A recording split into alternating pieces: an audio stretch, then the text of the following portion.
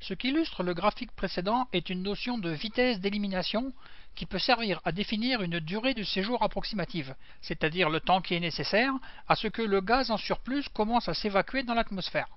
Bien entendu, cette durée de séjour ou de résidence n'est valide que pour autant que les conditions restent égales par ailleurs. Sur ce tableau, on voit que le gaz carbonique CO2 a une durée de 100 ans, le CH4 12 ans, le protoxyde d'azote 120 ans et les halocarbures jusqu'à 50 000 ans. On voit immédiatement ci-dessus que l'essentiel des gaz que nous émettons aujourd'hui, y compris le gaz carbonique que nous avons par exemple émis ce matin en venant travailler en voiture ou alors en coupant le gazon, sera encore au-dessus de la tête de nos arrière-petits-enfants dans 1 ou 2 siècles. Et bien sûr, pendant tout ce temps que ces gaz restent au-dessus de nos têtes, ils contribuent à un effet de serre supplémentaire. Mais peut-on comparer les gaz entre eux ?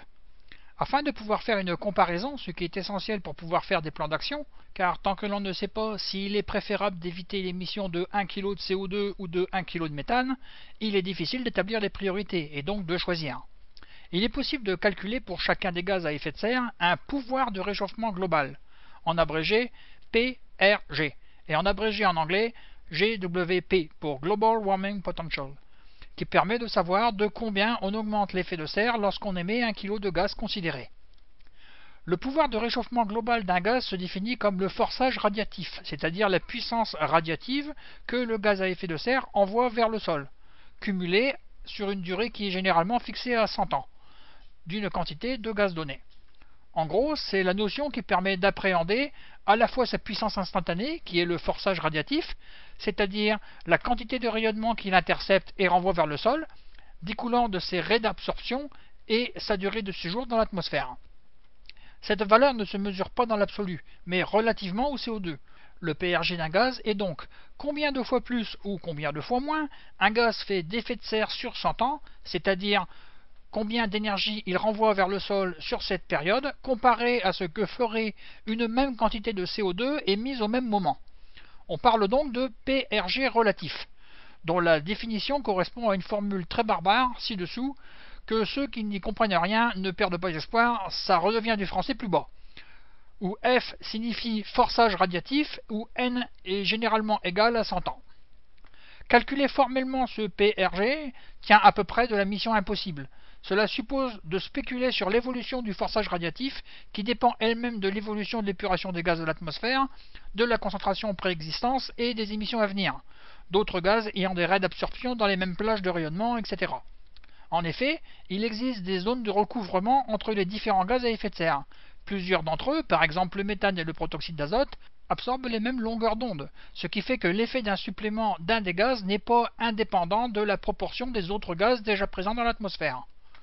Sur ce graphique, on voit le pourcentage du rayonnement absorbé en ordonnée selon la longueur d'onde en micromètres, en abscisse, pour le méthane et le protoxyde d'azote dans l'atmosphère.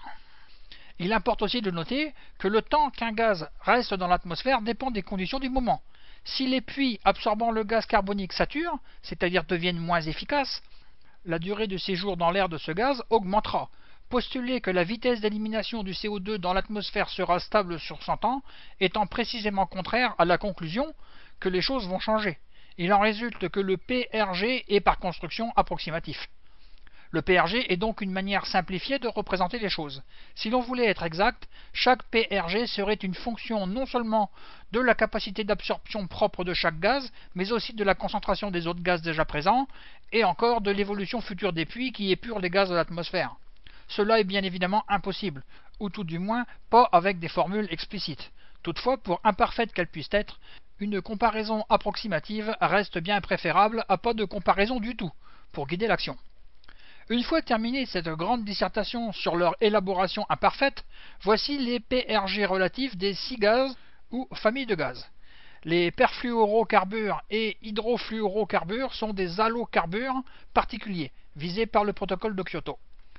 On voit le CO2, comme tout est calculé par rapport à lui, il porte la valeur de 1, le méthane CH4 25 ans, le protoxyde d'azote 288, le perfluorocarbure de 7400 à 12200, etc.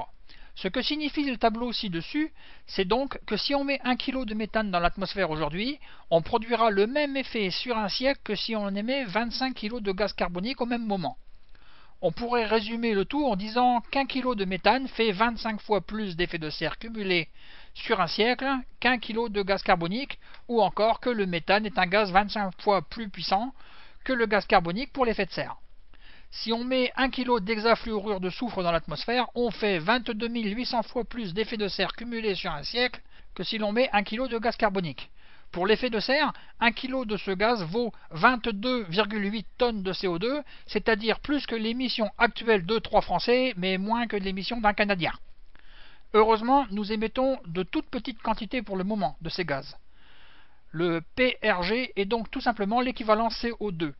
Il correspond au poids de CO2 que produira la même perturbation du système climatique que le poids du gaz considéré.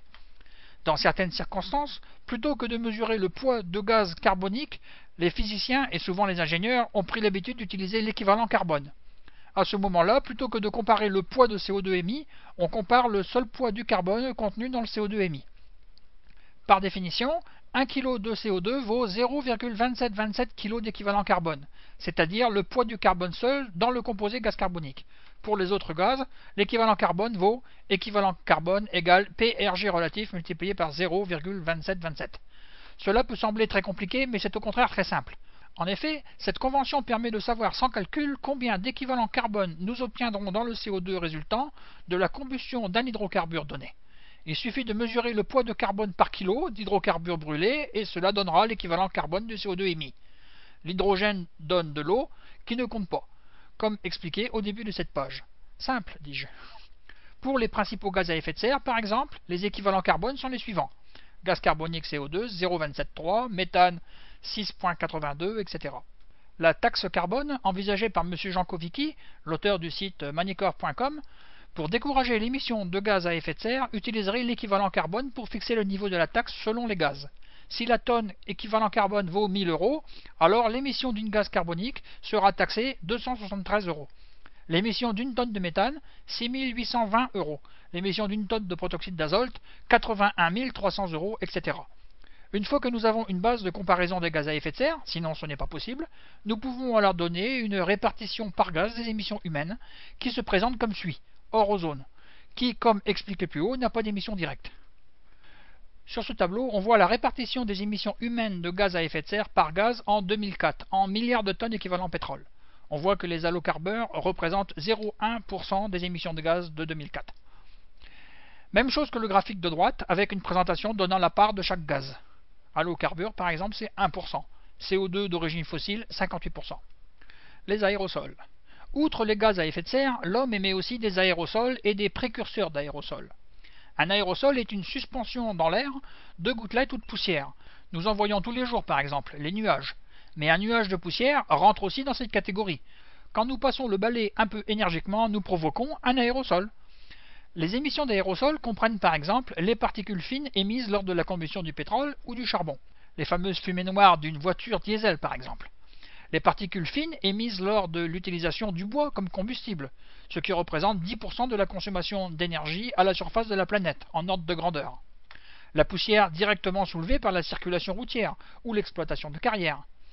Un précurseur est quelque chose qui précède. Les précurseurs d'aérosols sont donc des substances gazeuses qui, par suite de diverses transformations physiques ou chimiques, peuvent conduire à la formation d'aérosols. Les émissions de précurseurs d'aérosols regroupent les émissions de dioxyde de soufre, SO2, qui est un polluant local bien connu, provoqué par la combustion de n'importe quel produit contenant du soufre, et notamment le charbon et le pétrole, qui contiennent toujours du soufre à l'état brut. Ce dioxyde de soufre se transforme ensuite en petites particules de sulfate, SO4 solide. À 1 degré moindre, les émissions d'oxyde d'azote, essentiellement en provenance de l'agriculture, qui conduiront à la formation de particules solides de nitrate. Les aérosols ont deux effets. Ils réfléchissent ou absorbent la lumière selon la couleur des particules qui les composent. Leurs particules fournissent des noyaux de condensation, ce qui signifie qu'ils favorisent la condensation de la vapeur d'eau de l'atmosphère en petites gouttes, ce qui conduit à des modifications dans la formation des nuages. Ces derniers sont, comme nous l'avons vu, des aérosols d'un genre particulier, et qui en plus interviennent de deux manières opposées en ce qui concerne le changement climatique. Que font les nuages ? Composés d'eau, ils contribuent à l'effet de serre, voire plus haut, mais par contre, en empêchant la lumière de passer, la lumière est plus facilement réfléchie vers l'espace par un nuage que par un ciel clair, ils ont un effet refroidissant sur la surface.